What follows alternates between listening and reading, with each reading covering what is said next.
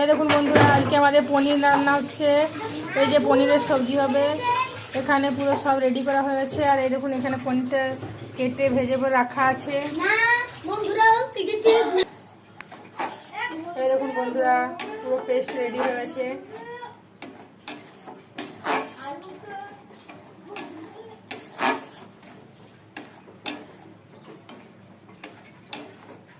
খেয়ে খেয়ে ভাবে চলে এসে বন্ধুরা, পনিরের সবজি রান্না হচ্ছে।